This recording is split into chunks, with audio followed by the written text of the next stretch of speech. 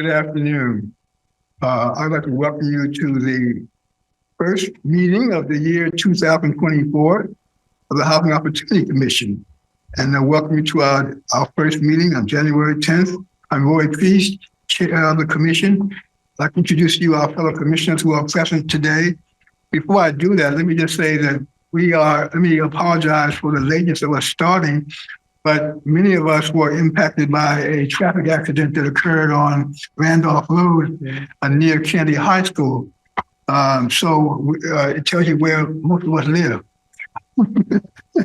So again, I want to apologize for that, but let me introduce the fellow commissioner, our Vice Chair, Fran Kelleher, our Chair Pro Tem, Jeffrey Merkowitz. To Jeffrey's right is our Commissioner, Robin Solomon. To the left of our Vice Chair, Linda Kuhn, Commissioner, and also Pamela Bird, Commissioner.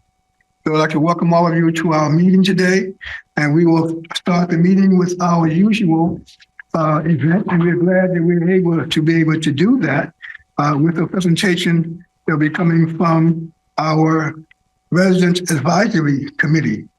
So I'd like to welcome Irma Washington, who is the president. And is Adam here as well? Oh, I guess you. Oh, okay. You're more than capable of handling it yourself. So welcome, Ms. Washington. Glad to have you. Good evening. Thank you, everyone. I hope you have a happy new year. Thank you. I'm fine. Thank you.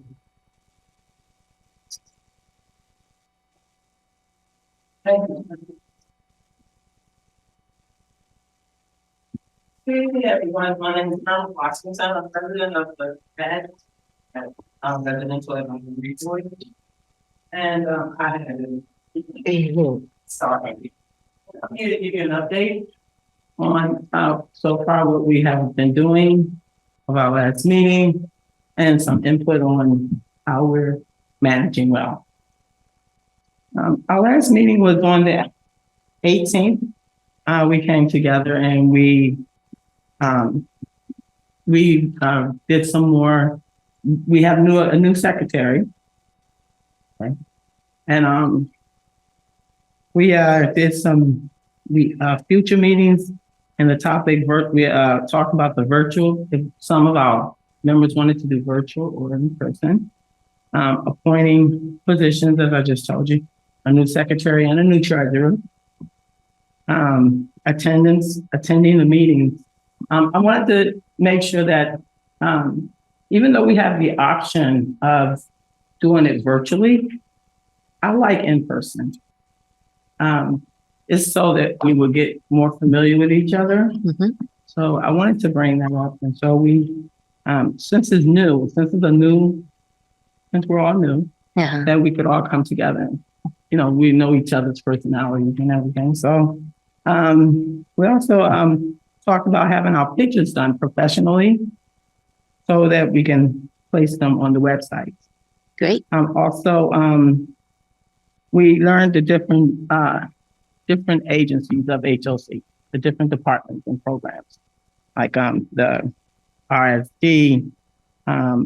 We talked about the FSS, the self-sufficiency program, and also the fatherhood, which I have already mentioned that to some of the people, some men that I've met that are fathers, that program would be very good for them to look into. We also, at that time, had a presentation from Mr. Ken Silverman, and he talked about the lobby, the lobby day the housing lobby day at Annapolis, the affordable housing, and that day will be in February on the 15th. And he also said that we're welcome to join him at that. I must tell you, I love going there. I've met a lot of the senators and delegates, and I do have a way of just going into the office. So yeah, I'm looking forward to that day. And then the future opportunity for the RAD board to participate in advocacy, that will be good.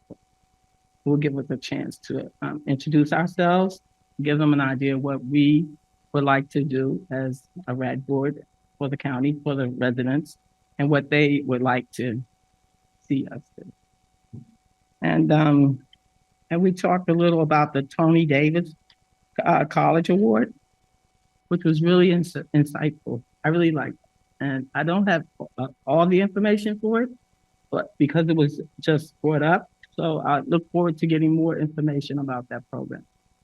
And pretty much one more thing. And any questions you would like to ask me? I'm open to this. First of all, I want to thank you very much for your report. And it sounds like you all have been pretty busy getting to learn the operation of HOC and what we do and how you all fit into that working with us in that regard. I will certainly, I know that Chelsea, our president, heard you talk about professional pictures, and I hope that we can work with you to assist in getting that done and getting that on our website as well, so people will know who you are. So we'll work with you. I know they'll work closely with you on that, on following up on that matter. Yeah. Are there any other questions from commissioners? Just before I leave, we also are familiar with the Westwood Towers. We have been informed of the situation that happened on Saturday, and we will keep our eyes and ears open to that. We know that everyone came together, the Red Cross, Housing Authority, HHS, Health and Human Services, and a group of people have come to assist those residents. So we're very proud of that effort for everyone. Thank you. Thank you.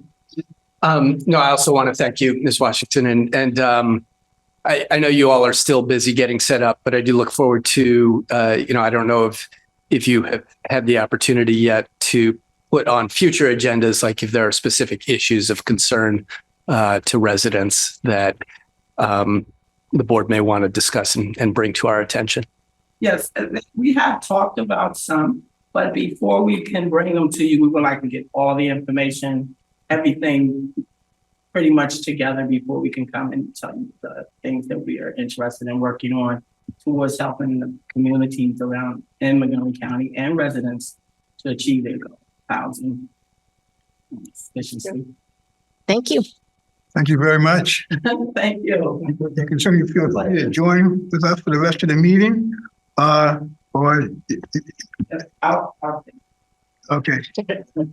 Thank you very much. Let me acknowledge before I go to the report of the president that I jumped over the community forum. In fact, there was no one who requested to be heard for the community forum. So in fact, so I went over that part of it. I want to acknowledge the fact that that was part of the agenda. We just didn't, I didn't acknowledge initially. So now we're going to turn to the report of the president. Chelsea Andrews. Thank you, Mr. Chair, members of the board, members of the public and the HOC team. Happy New Year. Very excited to share with you all multiple updates. However, we will start with one that is most time sensitive. Next slide, please. And provide the commission as well as the public an update as it pertains to the work that's underway in regards to Westwood Towers.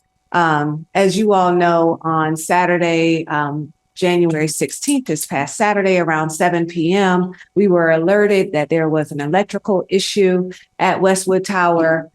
We worked very quickly with the fire department to make an assessment as it pertains to how we should deploy resources. We were advised on that evening that we should allow our residents to stay in place because it was pretty late. And that we should continue to do our ongoing testing to determine if the electricity could be restored. We learned by the morning of Sunday that it would take some time before that restoration could occur. And as a result, immediately deployed resources working with many county agencies. And it was really an all hands on deck effort. I have to say that the entire HOC team showed up. Every division you could think of was there to really provide the support needed to help our residents. And that involved a number of things. One, going door to door, helping our residents because the elevators were out. We had to bring items down. We had to locate hotels. And as an agency, we, of course, took on the task of locating hotels across this county so that everyone could be properly housed, ensuring transportation, and ensuring that our residents had a daily incidental stipend to assist them during this time. Worked closely with Montgomery County Public Schools as well to ensure that each of our children had transportation to and from their schools, their respective schools, based on where they were placed. And since that time, have been providing ongoing communication to the residents. We have a hotline, and we do wellness checks. And we also utilize the portal that is available for residents to get information, to give them ongoing updates on how things are coming along. I'm pleased to share that there is a great deal of work underway. PEPCO is currently at the site testing to see how quickly we could restore, and we are hopeful that we will be able to do so by the end of the week. That's being optimistic, and we're going to remain optimistic that we can do that. And we have already begun to take steps in terms of thinking about how to properly bring everyone back in an orderly fashion with all of the support that they would need. And so, of course, this was an unexpected event, but it was one in which our team showed up in a way that made, I'm certain, this full commission, but surely me, very proud. And so just want to thank the commission for your support during that emergency.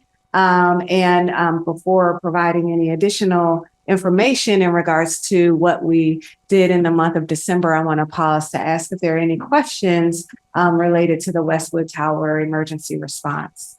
Did you and Ms. Washington coordinate this handoff? Since she last thing she mentioned was Westwood Towers, and you started Westwood Towers. I wish, but we're in sync apparently. The great minds running in channels. Yeah. President, I just wanted to know, with them losing the electricity, and I know a lot of the residents had food and different supplies inside of their home. Are we reimbursing them on their food? We're working with residents one-on-one, also with nonprofits to assist with any food, any of our residents that have some food stability challenges. And also, of course, there are some residents who might have renter's insurance. So just trying to take it case by case and determining that, as well as the daily stipend that's been provided moving forward. We did have a number of options for residents that included suites with kitchens and refrigerators, and also for residents, especially larger families, strongly encourage them to consider that option so that we could assist them with transporting whatever they would like from their refrigerators to the other refrigerators as well. Thank you. Okay, thank you. All right, next slide. Of course, December was full of holiday cheer and also an opportunity for us to continue to spotlight our great work.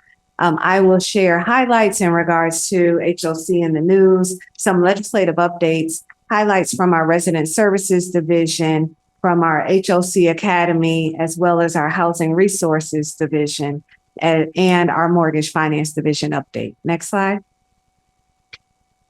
In December, we were fortunate to have one of our own, Senior Vice President Zachary Marks, featured on Odd Lots and Bloomberg. It's gotten a lot of attention. It's a podcast that follows economic issues, and there was great discussion in regards to the Housing Production Fund. And so want to spotlight that and the great representation that he provided for us. Next slide. And as it pertains to a legislative update in regards to the federal budget, there is a new deadline that we're up against. January 19th is the next date where the legislators must make a decision in regards to our funding. This actual deadline has more of a direct impact on us compared to many of the other deadlines. And so we've developed and thought through some contingency plans. Of course, we'd have to come before the board to deploy any resources in regards to our reserves, but we're on standby to determine what our next steps should be. We also know that in the month of December, there was also a federal tax package that was introduced to include elements of the Affordable Housing Credit Improvement Act. And this is potential expansion of the LIHTC program. We will, of course, continue to track this and come back to the commission with updates. Next slide.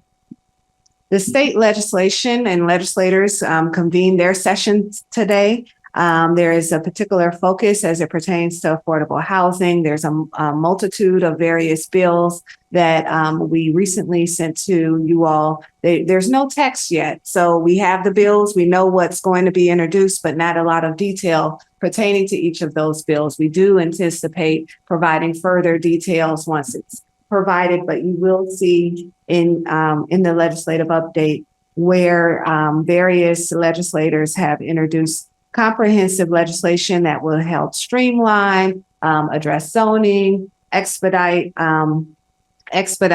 housing code requirements, et cetera, so that affordable housing can happen more swiftly across the state.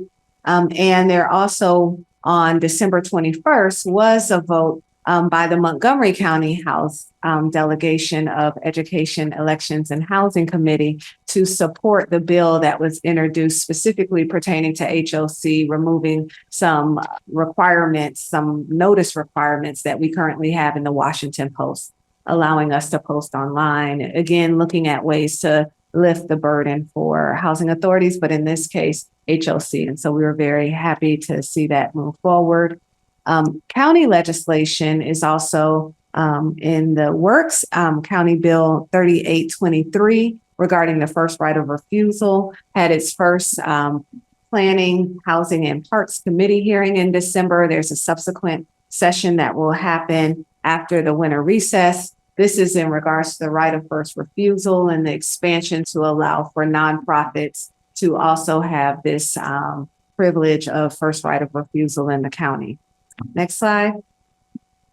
I will go through a series of updates in regards to all of the activities that took place in the month of December. We continue to have our workshops facilitating resource sharing as well as the fundamentals of housing workshop. There is the continued program at Cider Mill of our Safe Zones program, which is successful. Next slide. Our residents have multiple activities that occurred over the month of December, from holiday bingo to holiday brunches. You see photos here. Next slide. There was a Stewarttown annual holiday gathering. Magruder's had a holiday express party. Fenton Silver Spring holiday party occurred in December as well. Next slide. And you see the multiple activities that took place on December 15th across our portfolio. Again, holiday related and providing upliftment and cheer to our families. Next slide. And as you can see, it was a festive month. More activities, bingo, parties, excitement. Really, we wanted to make sure that all of our residents knew that we were there for them during the holiday season, had an opportunity to convene and socialize amongst themselves and connect with them personally. Next slide. Activities occurred at Forest Oak Towers, Camp Hill, Washington Square. Next slide. There was holiday cheer and gift bag and gift card distributions that took place at multiple sites, and you'll see those listed. Next slide. Our partners with Omega Sci-Fi did a toy distribution at TCP and Sandy Springs, as well as holiday gift bags were distributed. More than 200 families received the holiday gift bags that were sponsored by the nonprofit HOCP. Next slide. And switching gears a bit, we also continue our digital divide work in terms of providing our residents with free Chromebooks. So over 200 Chromebooks were distributed to residents across the county. Next slide. There was, this is focused on our seniors, the holiday card event that took place, as well as the residents at Waverly House that gathered for some artistic enrichment. Next slide. At Forest Oak Towers, we have a partnership with the University of Maryland students, student nurses who continue to provide resource and support for our seniors. So you see they hosted a blood clinic and education exercise there. Next slide. And our standing events such as the Sip and Paint and Bingo took place, multiple holiday sing-alongs, an international holiday dinner as well. And Next slide. I see our resident advisor. Yes, Madam President, Washington there. Next slide. And there was a holiday luncheon and a field trip to see the winter lights at Great Seneca Park that took place as well. Next slide. Our Service Coordination and Programming Division or unit provide continuous support to our residents related to relocation and recertification assistance that is ongoing. We also continue to provide referrals for resident assistance and provide ongoing personal outreach, but as well as utilizing electronic means to reach our customers who need rental assistance. Next slide. And our housing stabilization staff continue to process applications for emergency assistance programs that are provided by the county. Next slide. Food assistance is something that is extremely important, but mostly, of course, of sensitive nature in December. Over 300 families did receive food support through our partners. Next slide. And our youth enrichment services completed session 2 of the clubs at Washington Square and Georgian Court, focused on nutrition, physical fitness, and science experiments. And you see photos from that. Next slide. We also had a middle and high school initiative with our fatherhood initiative coming together to do dads, families, and drones that 23 families participated in. Next slide. And continue our small business strategy courses with our adult education workforce development work, as well as our tuition assistance program. There were 2 participants that completed benchmarks to achieve their goals. The HOC Academy is sponsoring a 10-week small business strategy course, and the second cohort began in October and concluded in the month of December. So very proud of that cohort and that work. There were 21 students that started the program and 15 who completed. And so very proud of the students that were able to find and successfully complete the program. Next slide. In regards to financial literacy, there were 13 customers that received financial literacy support, as well as 3 from the housing wait list. And our financial literacy coach continued to facilitate group financial literacy workshops. Again, I will just emphasize that this is a resource we strongly encourage anyone on our waiting list to take advantage of. You could go on our website at www.hocmc.org for more information. Chelsea, is this and the prior slide, is all that internally funded, or do you get any federal support or anything from it? This is funded internally, as well as really through our HOCP, and then many of our resident services counselors are also funded through the county. And the prior slide too, all of that? Yes, all of our resident services work is funded through the county. Programs are funded through the nonprofit. Those are the 2 primary sources for this work. Thank you. That's great. Next slide. We also have supported over 230 families with our permanent supportive housing case management work. And those case managers also continue to help our emergency housing voucher recipients in their searches for homes, but also in assisting them in their day-to-day needs. And our staff increased our program participation to 275. We're just shy of our 300-person target for this program. And we'll continue to do outreach. Next slide.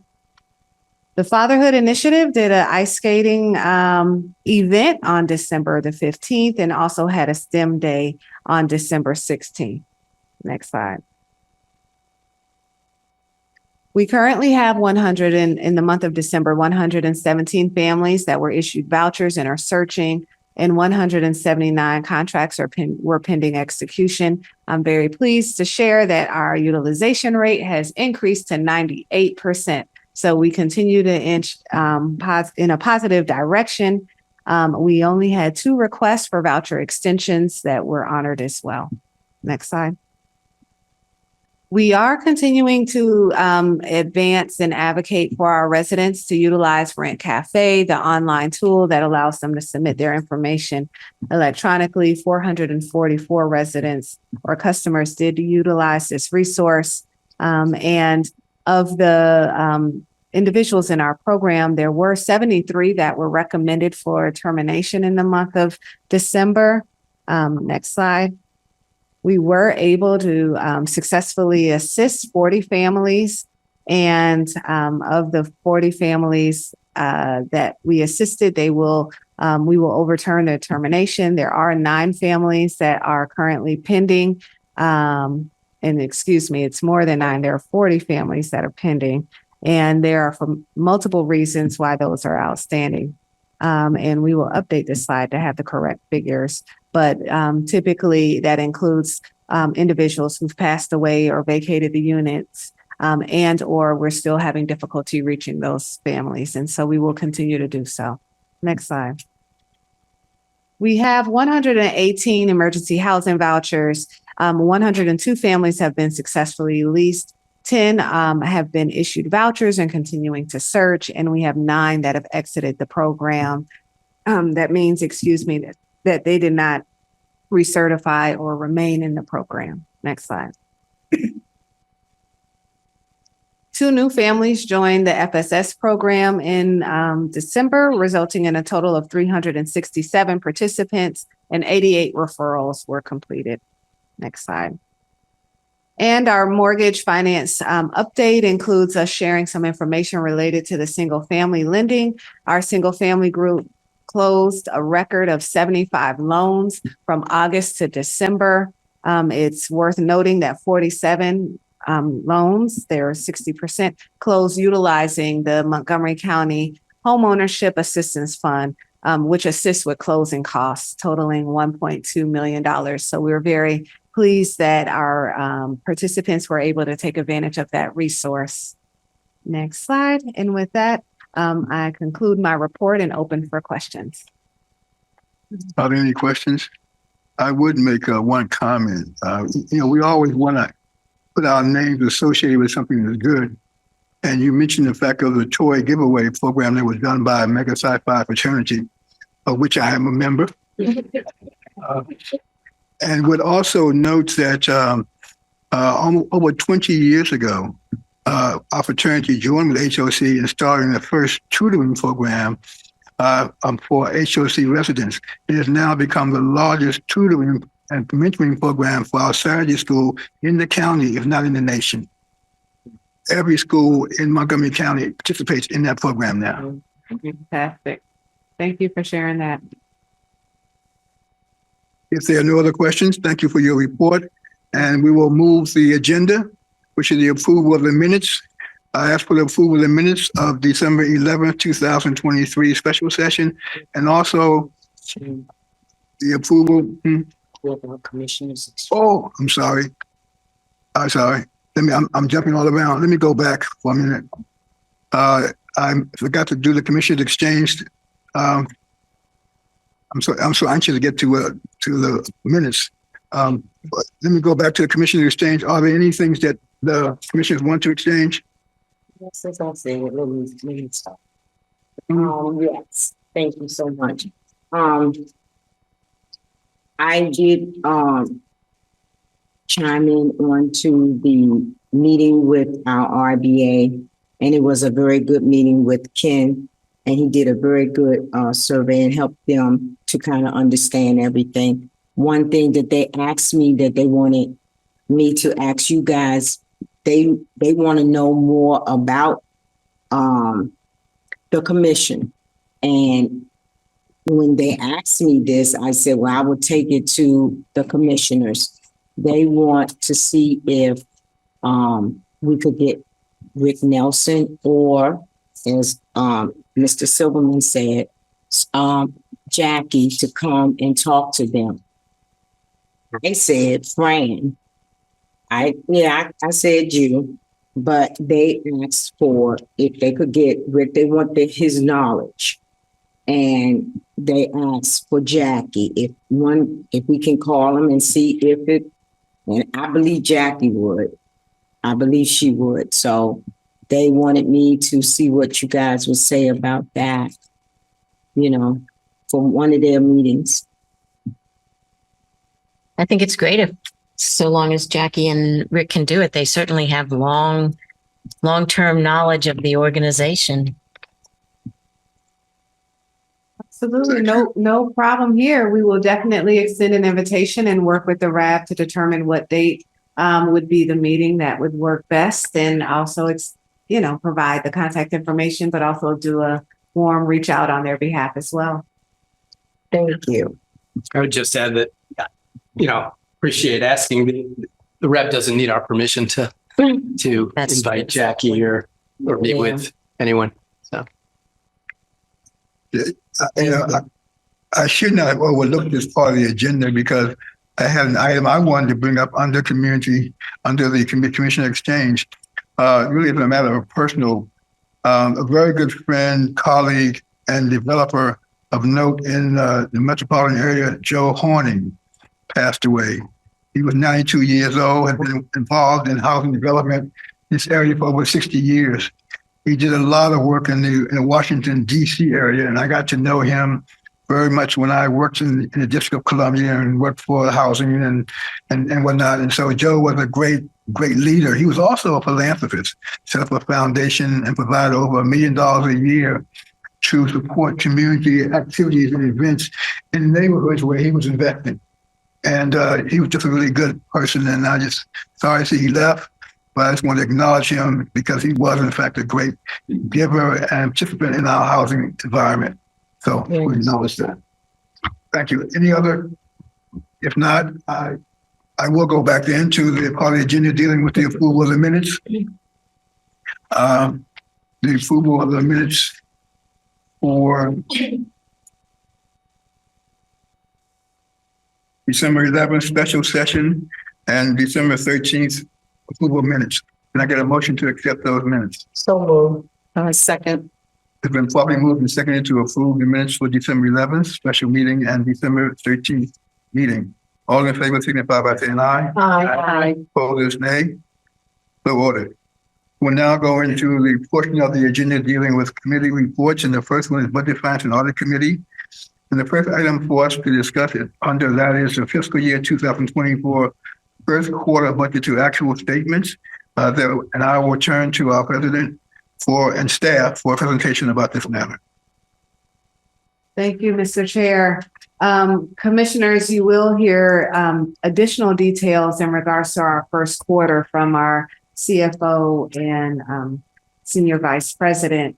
However, I want to just start by acknowledging that Q1 has been a slow start for us. We are still on the heels of COVID. We're still experiencing the lag that we anticipated as it pertains to our rental income. And we also have had some delays in regards to our development activities that have impacted the timing and the sequencing of our cash flow. However, we are in a good financial posture and are situated in a way that allows us to know that we will be able to move through this difficult time. I do want to assure the commission that we have deployed all of our key leadership as it pertains to focusing on improving the outcomes of our assets. And that includes taking the steps we need to as it pertains to lease enforcement, but it also includes the closer oversight of our third-party property managers, monitoring daily in regards to what is happening in regards to expenditures, and really keeping a close eye on each of our assets. And my full expectation is you will see the fruit of that labor over the next couple of quarters as we continue to do this work. I'm going to turn it over to Tim Getzinger, our CFO and Senior Vice President, to provide more details. Thank you, President Andrews, Commissioners. For the record, my name is Tim Getzinger, Senior Vice President and CFO. On December 20th, the finance team presented to the Budget, Finance, and Audit Committee on Q1 performance. Detailed financial data is provided in the packets. And this afternoon, staff will be presenting budgets to actuals, budget amendments, tenant write-offs, a request to renew the primary auditor contract, and property management will be presenting certain contract requests. The following is a summary of the financial position of the agency. Although there are fluctuations in certain areas, HOC's financial health remains stable. The commission's net position decreased 9.5 million or 3.21% from last year.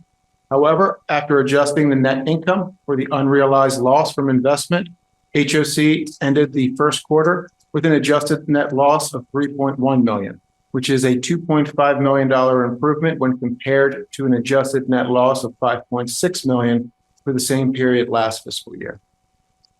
Current and quick ratios increased from the fourth quarter, sitting at 4.64 and 4.05 respectively, and improved year over year.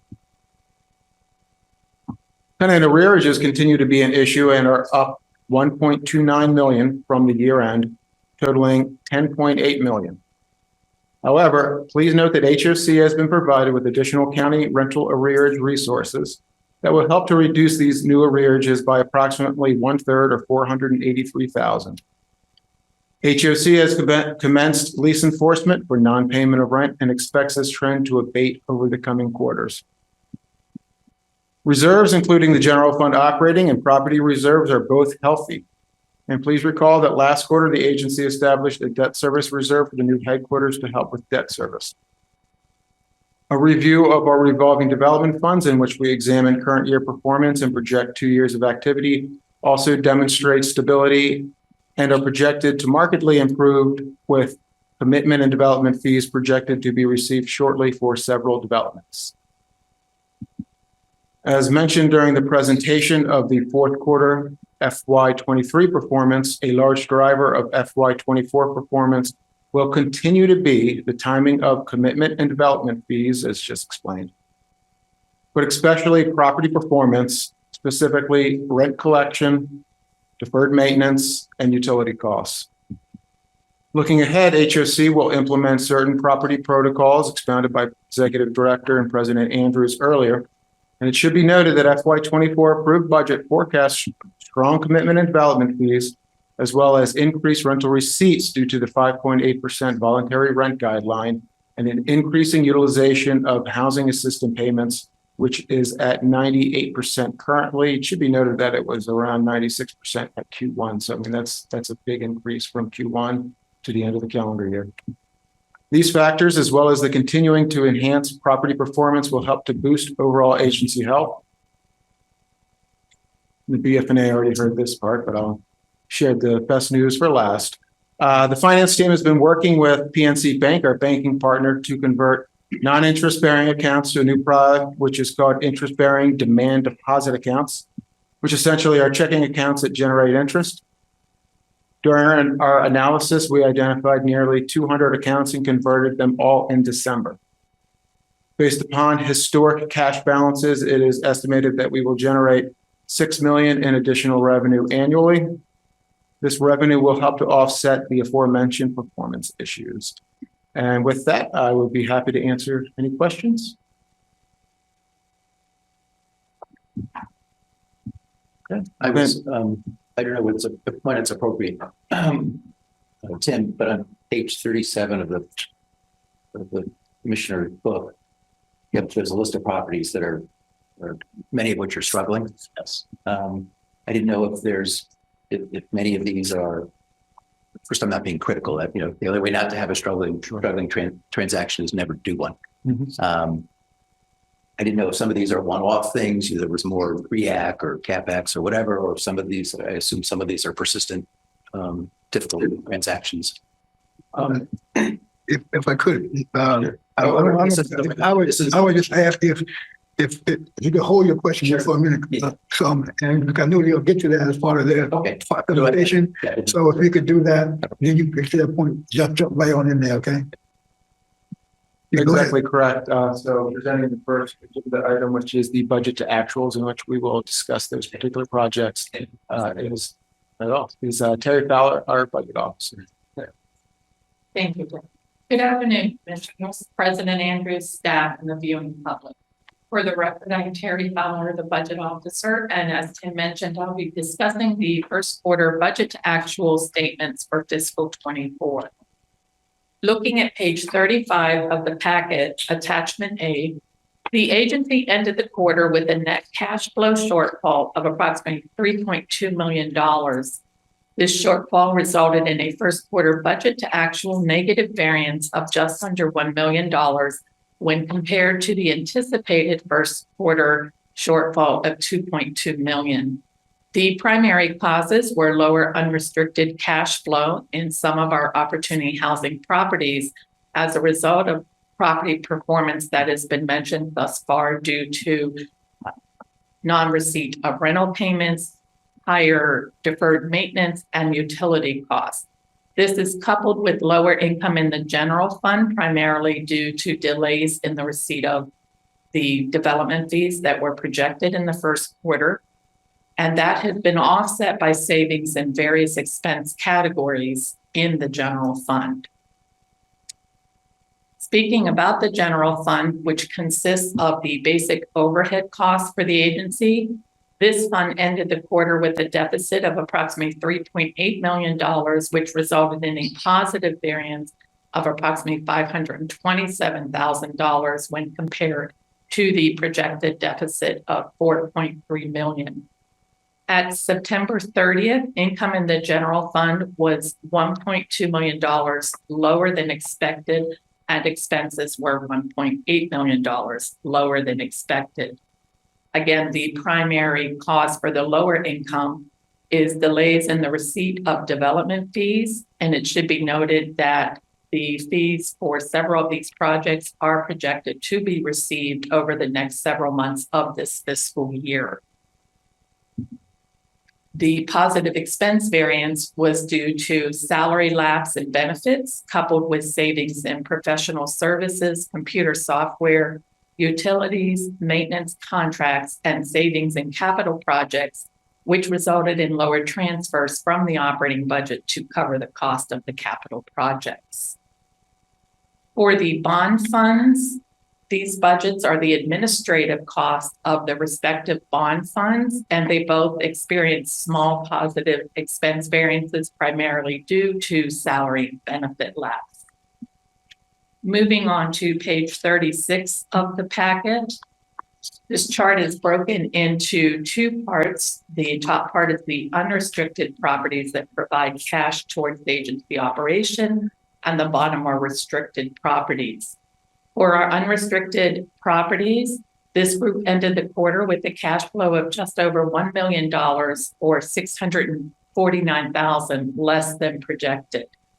As mentioned previously, in our review, we determined that the variance is often largely attributable to items such as lower tenant income due to rents and vacancy, coupled with higher maintenance, bad debt costs due to the non-receipt of rental payments, and utility costs.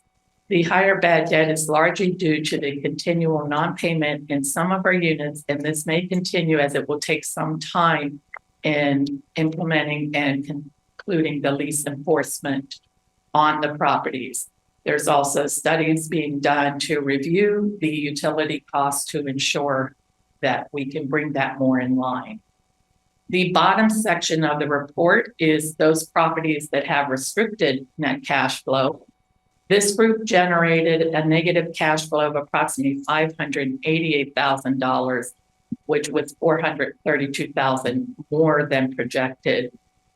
Primarily, this is due to the performance at the RAD 6. And again, measures are being taken to address that. Moving on to page 37, these are the non-DevPort properties. Similar to page 36, it's broken into two parts, with the top section being those properties that provide cash flow towards agency operations. This group, the cash flow was approximately $154,000, which was $420,000 $24,000 lower than projected, with similar reasons causing it. In addition to that, we have several properties with temporary debt on the PNC lines of credit, and with the rising interest rate environment, the cost of that temporary debt has continued to increase. The bottom section of the report for the restricted properties, this group was $481,000 lower than budget. And before we move on, we do have representation from both property management and real estate here if you have specific questions related to properties that are on the chart. Thank you, and I'm sorry if I interrupted No, it's presentation. perfectly I fine. didn't do it on purpose. I did do it on purpose, but I didn't know. So I just wanted, you have a lot of properties, and again, I'm not being critical that there's deficits in properties. Like I said, if you never do a deal, you'll never have a deficit. But I'm curious, in this long list on those 2 pages, the deals that are persistently difficult transactions and those that had one-off circumstances and in general. It might be useful for us to as a commission to focus on, not on a regular daily basis or a monthly or whatever, but those that are persistent problems, and understand the issues that are being confronted and how the agency is addressing those transactions. And I don't expect you to go through every single transaction, but it struck me as a long list, but I'm relatively new still, and I'll keep saying that as long as I can get away with it. But I'm relatively new, so I'm just trying to get a sense of, and if this is redundant for anybody else. But I appreciate your insight, whoever's appropriate. Well, I will Sure. respond because of course it is a long list. We do try to provide a narrative that gives some color as it pertains to each of the different assets and what those specific challenges are in the materials that we provide. There are definitely different circumstances for every single property and every single asset that has resulted in the outcome that you will see. However, the narratives that are provided give a little color to those specific instances. For example, you will see that in the case of, and you can look on starting on page I did see it. 29. Right. Yeah. And so that gives the high level of what's going on with each property. In terms of ongoing issues, there definitely are properties that have underperformed. Some we have underperformed because they were structured that way, because they have a high amount of affordability and the board has taken on that additional expenditure, understanding that in that structure. And we can give you some context on which properties fall in that category. Then there are others where there has been challenges with regards to oversight and management. And a big part of the work we're doing is changing out property management companies where we have acknowledged that the oversight and the property management of those assets could be better managed. And so you will see over the course, in fact, one of our agenda items pertains to the property management contracts and the RFP. So that's a big part of how we intend to turn around these assets. Even when we're not changing property management companies, we have transformed how we are contracting with our property management companies to require different and more stringent requirements than we have in the past. Our expectation is that all of the new property management companies and new contracts will result in all of these different assets being in one place in Yardi, which it currently is not, which does not allow us to have that oversight that we would like in terms of understanding. The lag in terms of when we get information is so long at this point that it's really hard to provide that day-to-day oversight that we would like to provide. And so a part of the agreements with the new property management contracts require them to transition to Yardi. That will allow us also to have more close monitoring of those assets. I guess it would probably be helpful for the team for us to take a step back and come back with any particular properties that we feel we should identify as either structural issues or ongoing systemic issues, and have a chance to work together to identify what those are so that we could present those comprehensively to the commission. And Chelsea, I was sort of heading that way. I didn't want to go through every single property and spend the night. But I think those that are persistent issues, again, not throwing stones, but it's sort of basic fiduciary duty. Just what's the ongoing debt coverage? There's a vacancy issue. What are we doing to change? It was sort of what you were just Absolutely. highlighting. So that would be very helpful. I appreciate that. And you will find our quarterly report is coming soon, but it will also reflect what the occupancy and what the details are in regards to our different properties as well. So we'll We could provide have debt that. coverage and just a little more detail. Thank you, though. That's Thank great. you. Thank you. I would note overall, in terms of the performance of our portfolio, for the amount of differential where we end up at the end of a quarter is pretty strong. I mean, we have those outliers that you're saying is being pointed to that are underperforming, and we should certainly know what is causing that. But overall, looking at the whole growth picture of the whole portfolio, I think we are pretty much in line, if not better, than what you would see in the industry performance for this kind of portfolio. Jeff and I were talking a little earlier. Again, I don't want to take too much time, but a prior meeting, he talked about, you all had said improve vacancy to improve our overall budget. And I don't know where we sit with that as time goes on. I don't even remember what the exact context was where Jeff brought that up.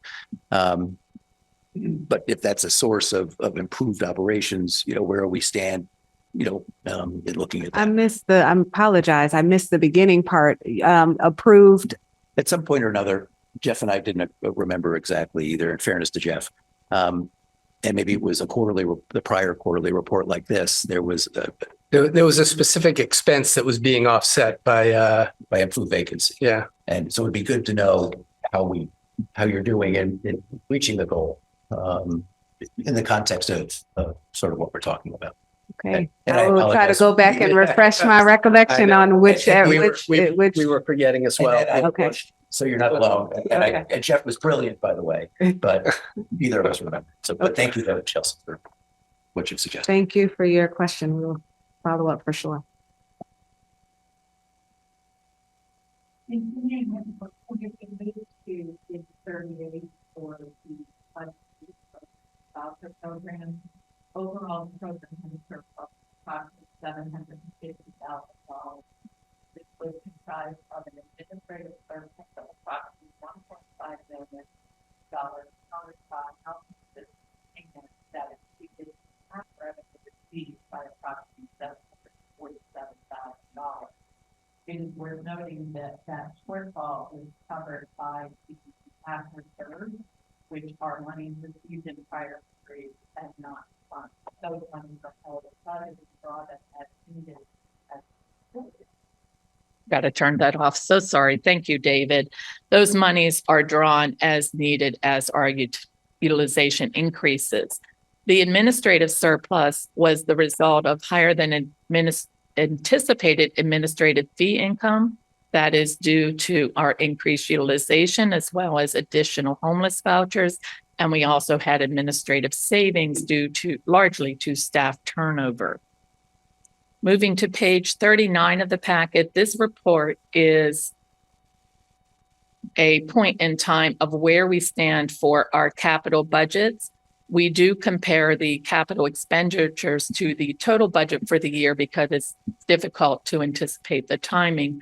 We do have a small group of properties that have exceeded their annual capital budget due to a variety of reasons, which included unanticipated replacements of some of our HVAC units and some bathroom and kitchen upgrades.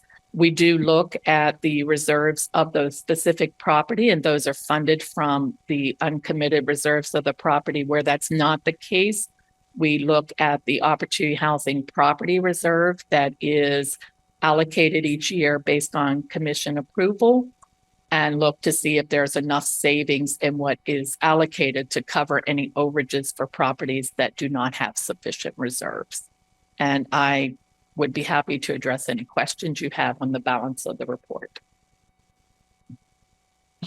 Are there any questions, commissioners? If not, could we get a motion to accept the first quarter budget to actual statements? I move Resolution that we 24-1. accept the first quarter budget and actual statements. Second. It's been probably moved in second to approve resolution 2401. All in favor signify by saying aye. Aye. Opposed, nay. Motion passes unanimously. The next item is the fiscal year 24 first quarter budget amendments. President Andrews.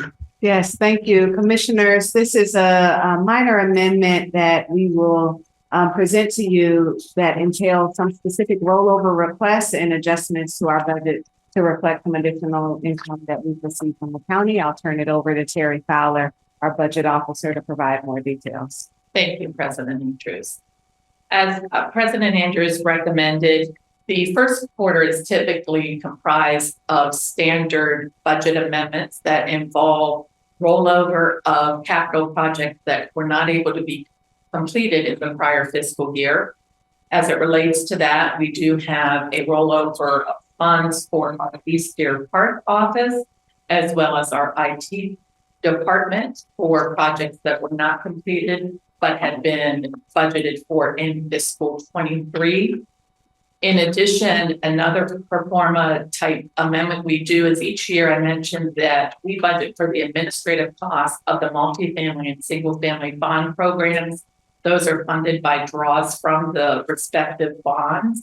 And any unspent money that was drawn in a particular year is used to cover the cost for the following year. So this is showing you the reflection of accumulation of 113,000 unspent draws for the multifamily and 185,000 of unspent draws for the single family that will be used for the current fiscal year 24. Therefore, we'll draw down that amount less on each of those bonds. We also have one item that is not a standard, and that has to do with Westwood Towers, and this predates the current Westwood Tower situation. The property was under a fire watch because of the fire panel. And so this budget reduces the contributions to the property debt service reserve by $160,000, which was the estimated cost for the fire watch. For your information and reminder, the property debt service reserve is a reserve that the commission authorizes, not an external requirement. In when we have properties that are on temporary debt at a lower rate, we stress the debt and the difference between what a normal amortizing debt service payment will be and the temporary payment is put in a reserve primarily to show that the property can support the permanent debt, but those are commission funds and commission controlled. And then finally, as President Andrews mentioned, for 4 of our smaller county grants, we were notified after the adoption of our budget that they were increased by 3%. And so this budget amendment includes both the revenue from those grants and the expenditures that will occur as a result of the revenue. When we look at the bottom line of the budget, due to a small increase in a management fee paid to the agency for one of the grants, we end with a surplus of $430. And the budget included a restriction of money to the general fund of approximately $1.1 million, which will be increased by that $430 to maintain a balanced budget. Valentine's Day, no party? I defer to President Andrews and the board for guidance on that $430. The amendment will increase the operating budget from $339.3 million to $339.6 million. The capital budget increases from $255.18 million to $255.6 million. And I'd be happy to address any questions you have related to the budget. Are there any questions? There are none. I'll entertain a motion to approve resolution 24-02. I move that we approve resolution 24-2, first quarter budget amendment. Second. Are there any questions? All in favor signify by saying aye. Aye. Opposed, nay. So ordered. Thank you. We will now move to the next item, which is dealing with uncollectible tenant accounts receivable, always one of our favorite conversations that we have. So I will turn this matter to you, President Andrew. Yes, commissioners, this is our standard request as it pertains to our policy that allows us to review and write off tenant accounts that are in excess of 90 days. I will turn it over to Tim Gettinger, our CFO, Senior Vice President, to provide more details. Good afternoon again, Commissioners, President Andrews. For the record, again, my name is Tim Getzinger, Senior Vice President of Finance and CFO. The agency's current policy is to provide an allowance for any tenant account receivable balance which is older than 90 days. On a quarterly basis, the staff also recommends to the Commission to write off uncollectible receivables from past tenants. The proposed write-off for the first quarter of fiscal year 2024 amounted to $132,684, which represents an increase of $59,349 compared to the previous quarter. This period's write-off consists of approximately $74,000 of bad debts from the Opportunity Housing Fund, $20,000 from supportive housing properties, $39,000 and $39,000 from the low-income housing tax credit / rental assistant demonstration properties. The primary reasons for the write-offs across the properties include tenants who passed away, left due to a job transfer, needed more space, are no longer in the program, no longer qualify, moved to a nursing home, obtained a housing choice voucher, purchased a home, skipped, voluntarily vacated their units, transferred for a medical reason, or could not afford the rent. The next anticipated write-off of former tenant uncollectible accounts receivable balances will be for the second quarter of FY24, which will cover the period from October 1st, 2023 to December 31st, 2023. The Budget, Finance, and Audit Committee reviewed this request at its meeting on December 20th, 2023, and joined staff in its recommendation to approve the proposed write-off of uncollectible former resident balances for the first quarter of FY24, which totals $132,684. And if you have any questions, I would be happy to answer them. Are there questions? For the tenants who are otherwise late, not the ones who are deceased. Do we have an aggressive payment plan program going? Is it just too big a number or?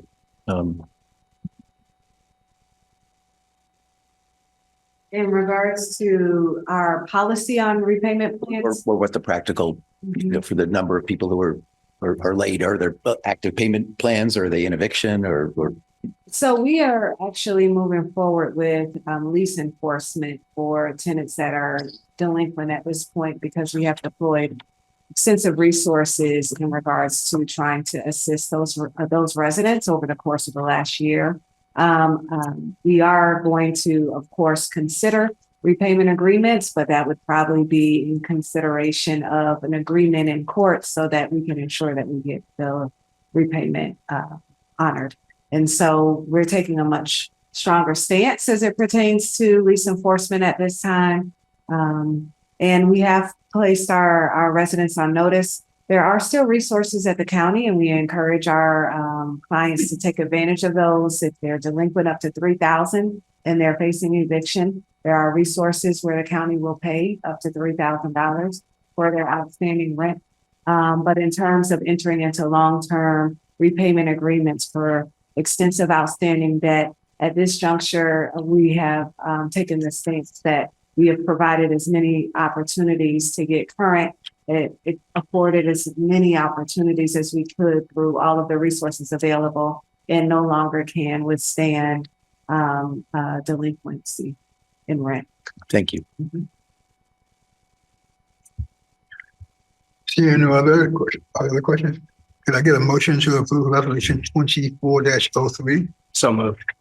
I second. Been probably moved and second to approve resolution 2403. All those in favor signify by saying aye. Aye. Opposed, nay. So voted. The next item to come before us is the renewal of the primary author's contract with Clifton Larson Island LLP for 1 additional year. President Andrews? Yes, thank you, Commissioner, Chair Priest and Commissioners. This is a matter related to our current auditors, CLA. As the commission is aware, this has been a longstanding positive relationship that we've had with our auditors. We are currently under engagement for under a 3-year contract that has 1-year optional renewals, and we're seeking to execute or take advantage of one of those renewals to allow us an opportunity to do a full procurement next year. Because of the transitions taking place across our finance team and including ensuring that we are seamless in that transition, we would like to take advantage of that 1-year renewal option. I will turn it over to Glenn Getzinger to provide any additional information. This did come with support from the FNC. Thank you again, President Andrews and Commissioners. For, I believe, the final time for the record, Tim Getzinger, Senior Vice President, Finance and CFO. The purpose of this next item is to request Commission approval to renew the primary audit contract with Clifton Larson Allen for an additional year. HOC, in its sole discretion, has 3 additional 1-year renewals available on the contract. Staff requests the authority to utilize the first of these 3 available 1-year options. The current contract expires on July 1st, 2024, and this request would push the contract extension through July 1st, 2025. For a little bit of background and context of CLA, Clifton Larson Allen, they are a leader in the auditing community. CLA has an unsurpassed depth of experience serving housing finance agencies and authorities similar to HOC. They perform the largest number of single audits in the United States. They have a large bench with more than 8,500 employees, 120 locations, and more than 400 governmental professionals nationwide. They also serve more than 4,200 government entities across the country, including some of the largest housing authorities and housing finance agencies in the country. CLA has served as HOC's primary auditor since fiscal year 2005. The current principal for the engagement has been the lead principal for the last 8 years. Under the current contract, CLA performs the agency's annual audit, including the single audit and bond indenture audits. Their depth of knowledge, as well as their level of commitment, availability, and excess is exceptional. CLA has demonstrated an ability to work well with all divisions and staff throughout the agency. Staff believes that CLA offers the agency a solid combination of government and real estate expertise and will continue to provide high quality and efficient audit services. CLA has met all the required auditing and reporting deadlines and provided technical assistance for no additional fees. CLA has also partnered with the agency to deliver increased transparency, providing draft financial documents and single audit materials far in advance of regulatory due dates to allow for commission review and feedback. The current contract provides an FY24 audit fee of just in excess of $245,000. In addition to this base price, staff is requesting a 20% contingency fee built into the contract to account for potential additional services rendered. If approved, the maximum contract price for FY24 would be $294,508. In addition to CLA's proven track record, the organization has been a beacon of stability and reliability to HOC. HOC is in and has undergone a period of change. These include changes to leadership, the leadership team, staff, where and how we work, strategy, and a changing commissioners. HOC has implemented certain strategies to involve more HOC team members to become more learned in the single audit and the ACFR, which is the annual consolidated financial report, that particular process. And CLA has helped to foster this proactive learning environment. More work needs to be done to strengthen the redundancies to ensure continuity of operations, and staff believes that continuing to partner with CLA will help to provide stability and improvements to internal controls, agency operations, and ultimately how we deliver on our mission. Aside from their expertise, familiarity with HOC, helping to foster a transparent environment, a culture of learning and stability, I would argue that the primary focus for the finance team for the upcoming calendar year, and President Andrews mentioned this, should be working with asset management, property management, and other divisions to address COVID's lasting impact on agency operations and to help turn it around. The Budget, Finance, and Audit Committee reviewed this request at its meeting on December 20th, 2023, and joined staff's recommendation to renew the primary audit contract with CLA for an additional year. And with that, I would be happy to answer any questions. Are there any questions? Seeing none, can we get a motion to approve resolution 24-04? So moved. I'll second. Been properly moved and second to approve resolution 2404. All in favor, signify by saying aye. Opposed, nay. So ordered. The next item coming before us is the extension of 14 property management contracts. They will lead us into another part of the agenda. But so I will turn to you, President Andrews, for discussion of the request to extend these property management contracts. Yes, thank you, Mr. Chair. As stated previously, we are undergoing a very robust process as it pertains to procuring new property management companies across our portfolio. We have concluded the first tranche that we provided and received support from the board on, and we're gearing up for the next round. We want to afford a proper transition where we are making transitions and also have the appropriate time to do the comprehensive work around the RFPs. And therefore, we're requesting a short-term extension of 23 properties, actually, so that we can be in a better posture to move forward with that next tranche. I will turn it over to our Vice President of Property Management, Ali Ozier, to provide additional details. Thank you, President. Good afternoon, Commissioners. I'm here to present to you staff's recommendation to extend the property management agreements expiring in Q1 2024 for the Barclay, Fairfax Court, Benton Silver Spring, Hooks Hill Court, Residences on the Lane, Camp Hill Square, Shady Grove Apartments, Dale Drive, Manchester Manor, Southbridge, Tanglewood, and Sligo, Spring Garden Apartments, the villas at Timberlawn Crest. We are recommending to extend these contracts through June 30th, 2024. This extension will allow sufficient time to procure management services and thoroughly review the proposals received and ultimately make a well-informed decision in the best interest of our organization. This request was also reviewed and approved at the December 2023 BF&A meeting. There will not be any adverse budget impact for the 2024 operating budget, as these costs are already included in our budgets. We are requesting for the Commission to approve and authorize the President of HOC to execute these extensions. Thank you. Let me just also correct my prior statement. 14 properties. You were correct, and I apologize for that misstatement. Can I get a motion? Can I get a motion to approve resolution 24-05? So moved. I second. Probably moved and second to approve resolution 24-05. All in favor, signify by saying aye. Aye. Opposed, nay. So ordered. Thank you very much. We have one last item to come before budget that was presented to Budget, Finance, and Audit Committee for us.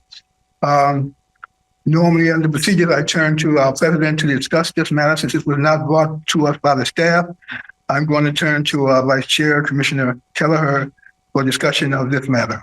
Thank you. This is a very simple resolution to formalize a best practice related to the audit presentations of their findings. What this would do is continue going forward to have the auditors both provide the commissioners at the final draft stage of their audit an update on what they have found, and then also have the auditors present their findings at the conclusion of their audit at one of these HOC public meetings. The value of that is that the external auditors, by presenting their own results, can provide the public as well as all of HOC with the confidence that they are getting the external objectivity and the final audit results in the public record. Thank you. Discussion? I'm just trying to understand. So the auditor has presented the report, and from our last meeting, the CFO, if I'm not mistaken, stated that he was presenting that report on behalf of the auditor. So I'm just not sure why we need a resolution in place regarding the auditor presenting the report themselves. It's standard practice throughout every sector I've worked in 40 years that the auditors present their own audit report. There's an inherent potential for a conflict of interest to have the staff who were audited presenting the audit report. And so every organization I've been part of, whether it's private, not-for-profit, governmental, whatever, the auditors present their own findings at the end of the audit. It's a simple transparency, standard practice, best practice. I'd like to, if I could, speak to this. And let me be clear that I'm not speaking in opposition to what the resolution is requesting. I'm simply raising a point as to whether or not a resolution is the appropriate way for us to do this. Normally, in terms of business that we've done, resolutions are used to affirm the decisions of the commission related to specific items that are brought to us, usually by the staff. There's nothing that precludes us getting it from, I guess, from commissioners, but it's no standing policy right now as to how commissioners bring things to the commission. And so if this is in fact a policy, then pursuant to normal policy formulation, there are procedures about how you do policies. They really require notification, requires advertisement and notices of it to things that need to be done to affirm a policy. I'm only saying that the instructions that are outlined in the proposal, we can do that directly to staff and hold staff accountable for adhering to giving guidance to our auditors about that they would like to, for us, we would like to have a presentation in public for the final audit report. I don't think that requires a resolution for us to do that. There's so many other things that we instruct the staff about. For example, earlier in the meeting today, discussion about getting a report related to things dealing with properties that we have. Now, that was a request made to the staff, and the staff should follow through and provide the information back to the commission. We do not need a resolution to direct the staff to do that. That is an administrative matter, not a policy matter. So I'm only stating the fact that I think that this specific resolution is not necessary to achieve the outcome that it seeks to get, which is to make sure that an auditor presents the report to the commission at a public meeting. We can instruct the staff to do that, and pursuant to other guidance we give to the staff, that shall be carried out. So I'm only, again, I want to be very clear. I'm not arguing the issue about the content. I'm asking a question about process and procedures. This is not a policy matter from my standpoint, but in fact, it's an administrative guidance that we should give to the staff. So I raise that point, and that's why I would vote nay to this specific resolution. Again, I want you to understand it's on procedures and not on content. I would note that, I did vote for this in committee because it was presented at that time to me. And I don't disagree with the substance, but I do agree with you, Roy, that that a resolution to do this is probably unnecessary, and that this can be handled administratively. If I could respond, last year when the same thing happened of staff presenting it, I stated at the public meeting at the time, so it should be on the record, that our expectation was that going forward, the auditors would present the audit report. And unfortunately, it didn't happen. So I think a resolution is in order, and I am not going to withdraw it. So I'm trying to understand though, I'm looking at Tim, our CFO. So reading the notes and his email from November, the auditors did present their report.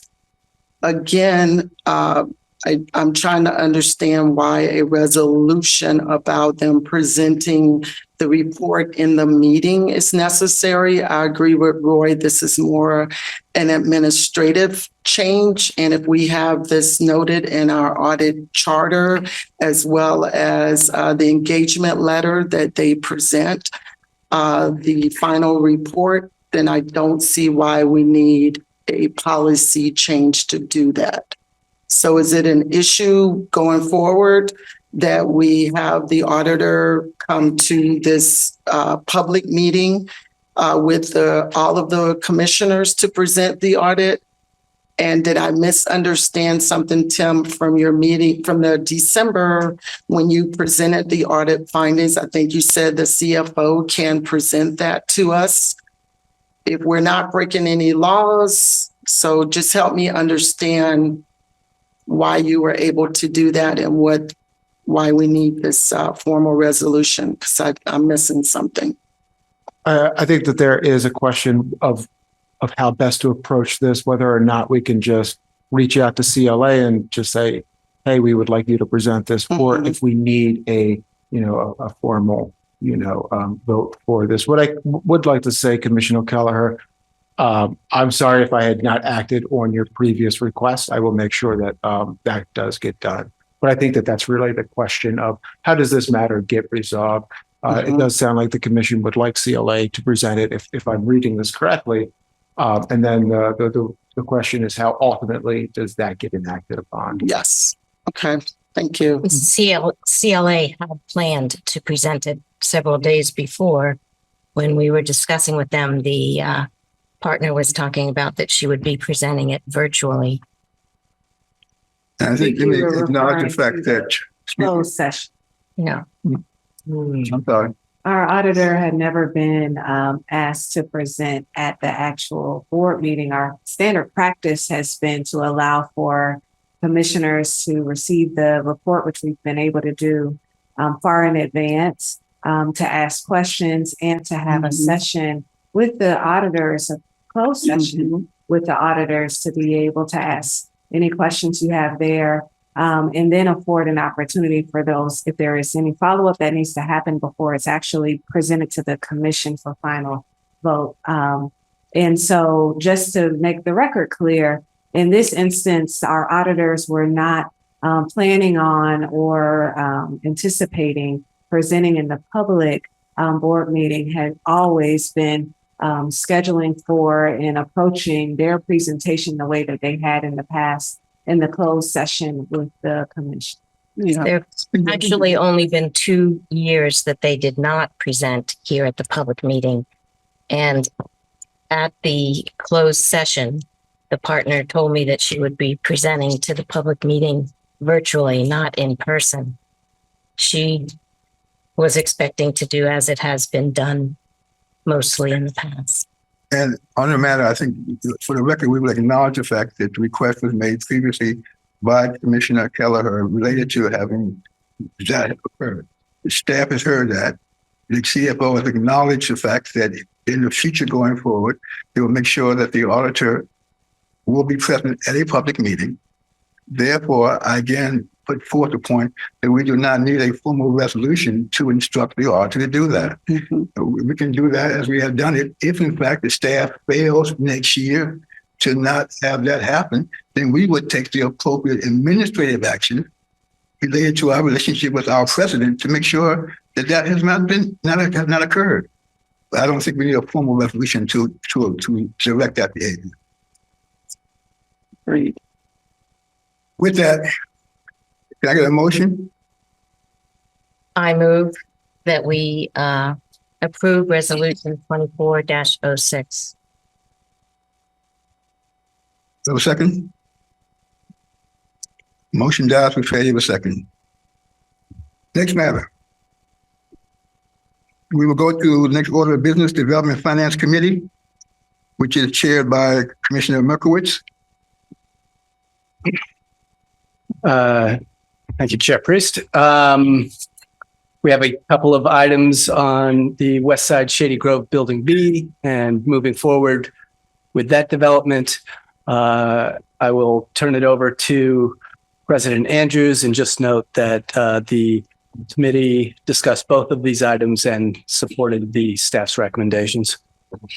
Thank you, Mr. Committee Chair. We are pleased to present to the commission next steps as it pertains to Building B, which is the parcel directly across. It's not a building. It is a parcel directly across from the Laureate. And of course, trying to capitalize on the great momentum in that particular area that we've seen so far. What you will hear today is our preliminary development plan. Again, this is preliminary. It allows you an opportunity to see the high-level concepts that we have as it pertains to moving forward with this endeavor. And then subsequent to this presentation will be the recommendation for your support to submit the site plan. I'll turn it over to our real estate team, and I believe that Alex Lawrence, our housing acquisition manager who's leading this transaction, will provide you with more details. Thank you, President Andrews. Commissioners, for the record, Alex Lawrence, housing acquisition manager.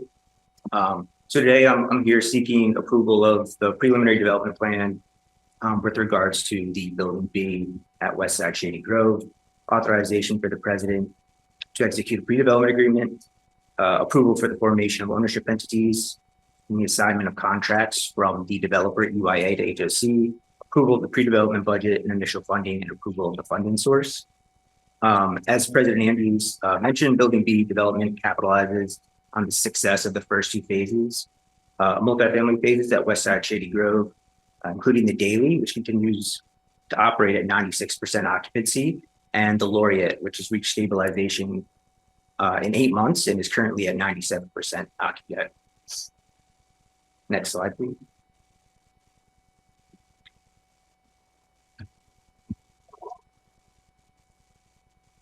So to orient you to the West Side Shady Grove master plan, you can see the Daily located plan north, Laureate or Building B slightly to the west there, and then this opportunity, which is Building B highlighted in yellow.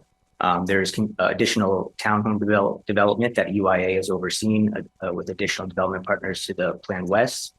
And the Shady Grove Metro Station is located Plan East, just off this master plan. Next slide, please.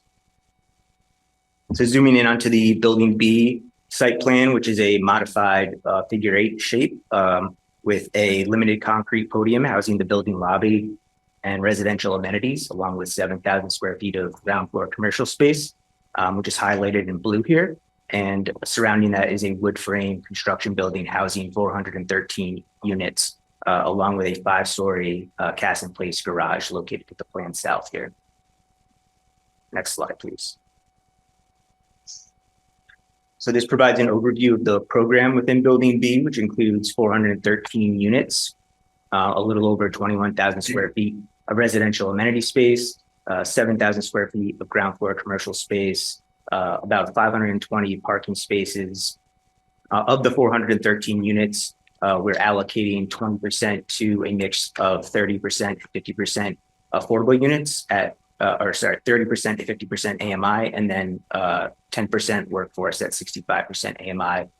The remaining 70% would be market rate units. Next slide, please. So in addition to capitalizing on the pent-up demand for this type of market rate and affordable housing product in the area, Building B is being built in an established metro accessible neighborhood with access to multimodal forms of transportation, access to a major employment base on the I-270 biotech corridor, and access to other employment centers like Rockville, Bethesda, and Fort Meade.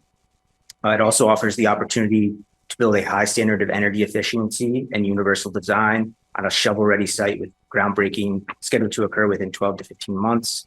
And the proximity to the HFC Service Center at the Laureate, which just opened in November, and the utilization of HPF funds. Next slide, please. One more slide, please. It's also worth mentioning the project team includes reputable partners in EYA, who we've partnered with on the Laureate and the Lindley. They bring longstanding investment in Westside Shady Grove and Montgomery County and offer the opportunity for a low land basis, given their agreement with the county. And then our partnership with Bizzuto Management, who is the intended property manager on the site, who is also the property management firm on the Laureate, which will offer some operational synergies and cost efficiencies. Next slide, please. So to date, UIA has made significant investments in the public infrastructures serving the Westside Shady Grove site. A portion of those costs are being allocated to the Building B site, which is identified here, the $3.8 million, and will be left in the deal at this juncture in time as equity from UIA. Next slide, please. So moving forward, there's a pre-development budget of approximately $6.4 million, which gets us through approximately November of this year, and we'll get through permitting and includes fees for design, engineering, legal, and permitting. About $300,000 of the $6.4 million has been advanced and spent by EYA to date. With the signing of the pre-development agreement, those funds will be reimbursed by the funding source identified. So staff is proposing the PNC real estate line of credit be utilized to fund the $6.4 million in pre-development expenses. The interest will be paid at the contractual rate of the facility and included in the budget for repayment at closing. Next slide, please. So the current program includes market rate finishes for both market rate and affordable units, and ample amenity space, including outdoor courtyards, pool, children's play area, club room, and fitness center. 5% of all units, including market rate and affordable, will be set aside to meet UFAS accessibility standards. And the rents that have been underwritten meet HUD standards, with those that have been tagged for market rate set at about $284 per square foot, which is based on comps that we will review further on in the deck. Next slide, please. Total project cost is estimated at $169.6 million currently through conceptual level pricing, with sources identified at this junction in time, construction loan at 73% LTC, which is comparable to some of the other more recent deals the HOC has been working through. Conservative interest rate, total equity in the amounts of $5 million, which includes HOC and the sponsor EYA, and then HPF proceeds of $40.8 million to source the gap. A full finance plan will be assembled with mortgage finance and presented in the summer of this year. Next slide, please. This slide highlights the development timeline. We are currently at the submission of site plan amendment, which will be the next agenda item at this commission hearing for January 2024. We're aiming to go in for building permit late summer and have building permit ready by November of 2024, which is when closing would be anticipated as well. Next slide, please. As mentioned previously, we've identified some comps within the area. One more slide, please. To provide support for the underwritten market rate rents of $284. One more slide, please. You'll see those projects that have been most recently delivered within the past couple of years have been executing on rents at $284 per square foot or higher, with those being the top three. Those projects with a star next to them are those that are metro accessible for reference. Next slide, please. So we had touched on some of the team members briefly, but we also wanted to identify the design team members that are being engaged. KTGY and VICA, the civil engineer, have been We're the design team on the Laureate, so they have familiarity with the area and the project, and then Design Collective will be our interior designer, along with CBG, who has been engaged for pre-construction as a general contractor. Next slide, please.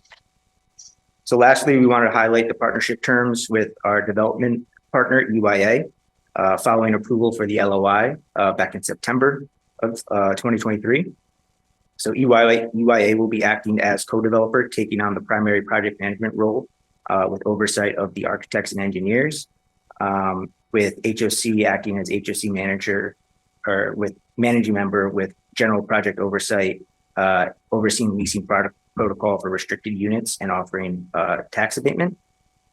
Some changes have been made since the approval of the LOI back in September. Those changes are highlighted in blue text here, which includes the addition of construction management and asset management fees to HOC and a change to the fee structure payment timing. Next slide. One more slide, please. Thank you. So in summary, staff is asking for commission approval for the preliminary development plan, allowing for further exploration of design and financing, approval for the president to execute a pre-development agreement with EYA, approval of the pre-development budget of $6.4 million, and the funding source to be PNC real estate line of credit. At this time, I'll take any other questions. Questions, Commissioner? Couple questions. On the issue dealing with parking, I know I during the discussion, I think when this came up before the Development Finance Committee, someone raised a point about the fact that there's been recent actions taken to, in fact, reduce the parking requirements for sites related to transit. Would that impact this site? And as such, if there are savings in the number of spaces that we have to build out for this development, where in fact would we move the savings to, or should we just have a smaller capitalized stack that we have to fund? So right now, the site plan that we'll review as the next agenda item includes a parking ratio of 1.2, which is consistent with the Laureate. I think there are some opportunities to continue to explore the reduction of that parking ratio. It will entail a cost benefit analysis of, to your point, if there's a significant amount of parking spaces that are able to be reduced, the cost for that construction or for the parking deck would be reduced. However, it would entail additional conversations with planning staff and potential site plan submission again. And so we'd have to weigh having to go back through site plan with those costs. And I think to your later point, those costs would just be a reduction in the overall cost and the requirement from HPF. Yeah. Other point, right now, EYA has $3.8 million of actual equity in the development. On your sources and uses chart, it showed that the actual sponsor equity would be $1.5 million. So that means that there would be $2.3 million paid back to the developer. It would not stay in the transaction. And the $1.5 million, what is the term for how long that money stays in the transaction? So it's a permanent placement of equity in the deal. So the LOI provides for EYA to contribute up to 5% of the total equity contribution with a minimum floor of $1.5 million, which is what's been represented in the current sources and uses. EYA will have that option to include up to the 5% if they opt to keep the minimum 1.5 or anything less than 3.8, then they would be reimbursed at that time at closing. They're closing. Yes. Okay. Through permit. Okay. In terms of the construction, on your little chart you had for dates of major events, what's the construction start date? It would the be building in 26. I'm sorry. What's the construction start date to deliver the building on the date you forecast in 26? With the anticipation of closing being in November 2024, we would anticipate construction start in December. Okay. Cold weather, huh? Yeah. Okay. All right. Are there any other questions? If not, I get motion to approve resolution. There's two resolutions. 2407A It's two resolutions. Yeah. 07A. Can I motion to approve? So moved. For a Second. Probably moving second to approve resolution 24-07A. All in favor signify by saying aye. Aye. Opposed, nay. So ordered. Next item deals with the resolution 2407B, which is the approval. Oh, go ahead. No, yeah. Go ahead. But I'll move that we approve resolution 2407B. I second it. This is probably moving and approved to resolution 24-07B, which is the approval to draw on the PNC line. All in favor signify by saying aye. Opposed, nay. So ordered. Thank you very much. Thank you. And we have one more item on West Side Shady Grove, Building B. And this is the site plan, the middle. One thing I failed to mention earlier, in our presentation to the Development Finance Committee, there were questions related to the configuration of the units. And there was an ask to reevaluate the potential of eliminating studios from the affordable component. And that was accomplished in this unit mix. And so didn't highlight it earlier, wanted to just reflect on it now and indicate that we were able to successfully transition those units without having a significant monetary impact. And I'll turn it back to the team to provide. That's much appreciated. Since you made that point, Madam President, the conversation I remember when we were originally considering the laureate, and we were talking about the structure of the deal, and at that time, how much a percentage would be for affordable housing. And we made the point at that time that we wanted the percentage increase from 20 to 30, but we didn't want the change to be in producing smaller units. Am I correct? And so we were able to achieve that, but we had none of that in that law yet. And so I'm glad to see that we're able to achieve the same thing related to Building B. So that's, thank you very much. So go on to the Great next work item. to the team. I know. Thank you, commissioners, and thank you, President. For the record, again, Alex Loren, Housing Acquisition Manager. Staff is seeking support or approval from Commission at HOC's direction to submit to the Maryland National Capital Park and Planning Commission a site plan amendment in mid-January for Building B at West Side Shady Grove. Next slide, please. So just a brief reminder of what we just went over, that Building B is an opportunity including 413 units, 70% of which will be market rate and 30% which will be affordable, various AMIs in a transit-oriented community that has demonstrated pent-up demand. Next page, please. One more slide, please.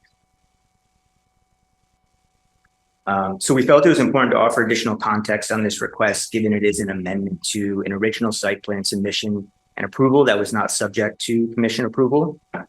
There's history going back to 2013 for West Side Shady Grove, but the most recent site plan approval for the Building B site was back in September of 2020.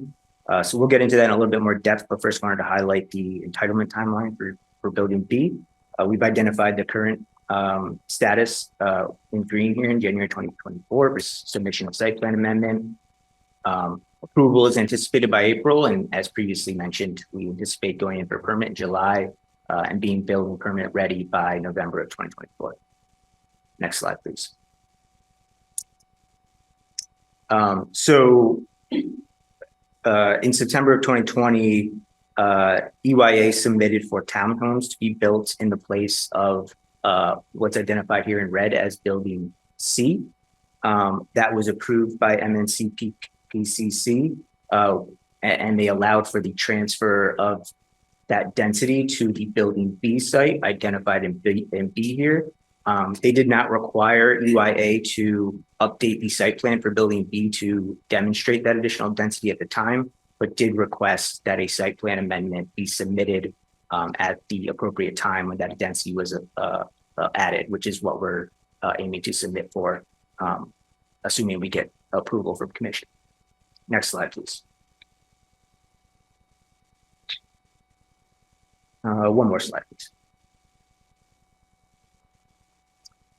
So that brings us to today, where the site plan amendment proposed accounts for minor massing changes and elevations as a result of the additional density.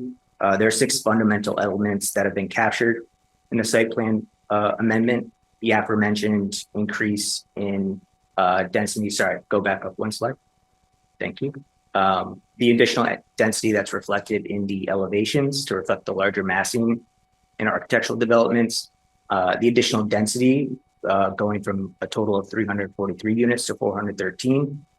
And by doing so, the number of affordable units increased from 101 to 123, which with the addition of 22 affordable units, we went from 24% affordable to 30% affordable. It also includes design responses to planning department feedback, including the location of the iconic tower, interior and exterior interfaces, the walk-up units along Baxter Street. And then if you can just move down a little bit further, we've also captured fire access, utility connections, stormwater management design, and then the provision of a public use in the 7,000 square feet of commercial space on the ground floor. One more slide, please. So this particular slide identifies or demonstrates the additional density that is being added to the site in elevation. The colored elevation is actually what had been previously submitted. So the pink background that you're seeing is the new massing that includes the additional floor that's been added to the site as a result of the additional units that have been added. Next slide, please. So with the additional density, as previously mentioned, it includes an addition of affordability by 22 units. So this is demonstrating that addition in affordability. And as President Andrews had mentioned, this is where we captured the reallocation of affordable studios to other unit types, 1 bedrooms, junior 1 bedrooms. Next slide, please. So the site plan amendment captures some of the architectural changes that have been discussed with planning department staff, which includes the location of the iconic tower and plan identified in red on the left site plan there, in addition to the loggia that approaches the traffic circle and the public use, private use interfaces. Next slide, please. One thing we felt was important to highlight that UIA was able to accomplish was the reduction in the fire access lane. On the original fire access plane, which you'll see to the left, included a lane that went all the way planned south to the parking garage. We have now decided to sprinkle the garage, which after discussions with the fire planning department has allowed for the reduction in that fire access lane. So there's significant savings and costs from that reduction, even net of adding sprinkling to the parking garage, and allows for us to activate that eastern facade, which is where we intend to put the children's play area. Next slide.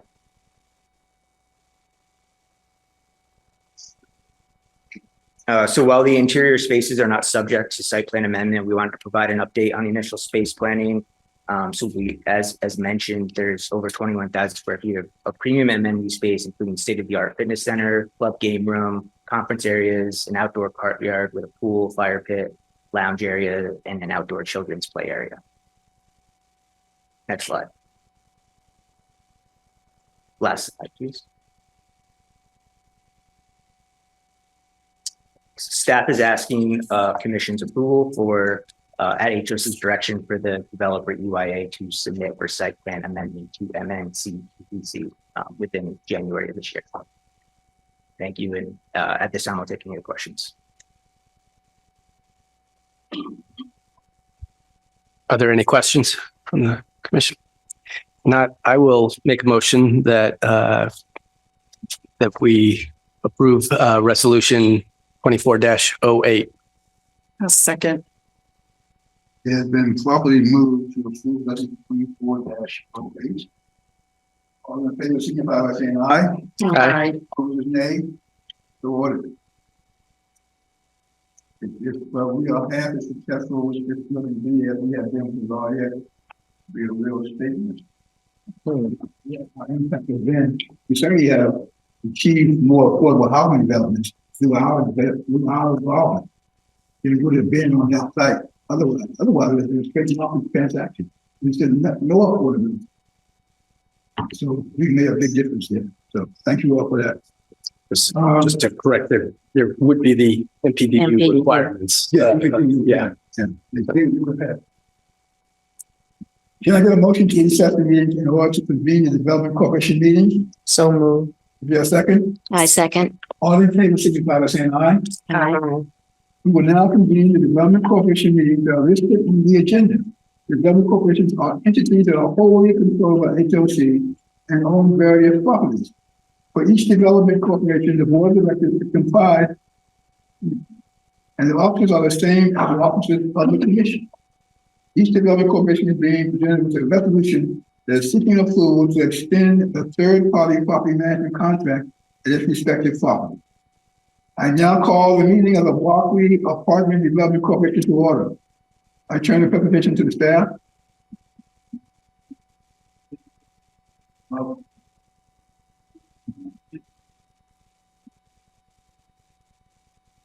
I'm here to present the staff's recommendation to extend the property management agreement for Barclay Development Corporation that is set to expire in Q1 2024. And we're requesting to extend it through June 30th, 2024 for the same reasons as the earlier presentation, to allow the staff enough time to engage in thorough discussions with the respondents, review the RFPs, and make the best decisions in the interest of our organization. The renewal of the management contract will not have an adverse impact for the 2024 operating budget. Staff recommends that the commission authorize the president to execute the extension with residential one for the Barclay Development Corporation. Thank you.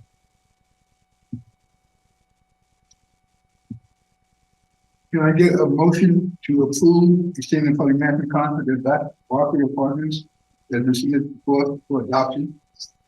Got a motion? I move approval of resolution 24-001 BC. Is there a second? Second. All in favor, signify by saying aye. Aye. Aye. Carried unanimously. With no further business to come before the corporation, this meeting is adjourned. I will now call the meeting of the Paddington Square Development Corporation to order. I turn again to the staff for discussion. Thank you. The property management contract for Paddington Square Development Corporation is set to expire in Q1. We are requesting to extend the management agreement contract through June 30, 2024. We're requesting the commission authorize the president to execute the extension of property management services residential one for Paddington Square. Thank you. Is there a motion to approve resolution 24-001 PS? So moved. Your second? Second. All in favor, signify by saying aye. Aye. Opposed, nay. Carried unanimously. With no further business to come before the corporation, this meeting is adjourned. I now call the meeting of the Fuchsfield Development Corporation to order. Turn to the staff, discussion. The property management contract for Fuchsfield Towers is set to expire in Q1. We're requesting the commission extend the management agreement for property through June 30, 2024. Staff is recommending the commission authorize the president or the executive director to execute the extension of property management service contract with Edgewood Management through June 30. Commissioner, or Chair Priest, This is on. it's on now. Thank you. Is there a motion to approve resolution 24-001 PH? So moved. Is there a second? Second. All in favor, signify by saying aye. Aye. Opposed, nay. So ordered, carried unanimously. With no further business to come before the corporation, this meeting is adjourned. I now call the meeting of the RAD 6 Development Corporation to order. I turn to the staff. Thank you. The property management contracts for the RAD 6, which includes Kengar, Parkway Woods, Sandy Spring Meadows, Seneca Ridge, Town Center Place, Washington Square, are set to expire in Q1 24. Staff is requesting to extend the management agreements for the properties through June 30, 2024. We're recommending the commission authorize the president, executive director to execute the extensions with Edgewood Management through June 30th. Is there a motion to approve resolution 24-001 or RAD 6? So moved. The second, I second. all in favor signify by saying aye. Aye. Opposed, nay. Motion carries unanimously. With no further business to come before the corporation, this meeting is adjourned. I now call the meeting of the Oaks at Four Corners Development Corporation to order. I turn to the staff presentation. Thank you. The property management contract for Oaks at Four Corners Development Corporation is set to expire in Q1 2024. We are requesting to extend the management agreement for the property through June 30, 2024. Staff recommends the commission authorize the president to execute the extension with Edgewood Management. Thank you. Is there a motion to approve resolution 24-001 OC? So moved. Second, I second. all in favor signify by saying aye. Aye. Opposed, nay. So ordered unanimously. With no further business to come before the corporation, this meeting is adjourned. This concludes the development corporation meetings. We will now reconvene HOC's regular monthly meeting. Pursuant to section 3-305B and D of the general provisions article of the annotated code of Maryland, I move to adopt the written closing statement dated January 10th, 2024, and to adjourn this open session to a closed session to discuss two topics. The first topic is the status of ongoing negotiations with the union. The reason this topic is being discussed in closed session is to protect the confidentiality of the negotiations. The statutory section that allows this topic to be discussed in closed session is 3-305B9. The second topic is potential litigation impacting the agency. This topic is being discussed in closed session to protect HOC's interest in the litigation, including HOC's attorney-client privilege. The statutory section that allows this topic to be discussed in closed sessions are 3-305B7, B8, and B13. If a member of the public is watching this meeting in real time on the YouTube wishes to object to the closed meeting, please comment in the YouTube chat box or contact HOC General Counsel. Instructions can be found in the Open Meetings Act objection procedures, which is posted on HOC's website. Do I have a second? Been probably moved and seconded. All in favor signify by saying aye. Aye. Opposed, nay. So ordered. Meeting is now adjourned. Thank you.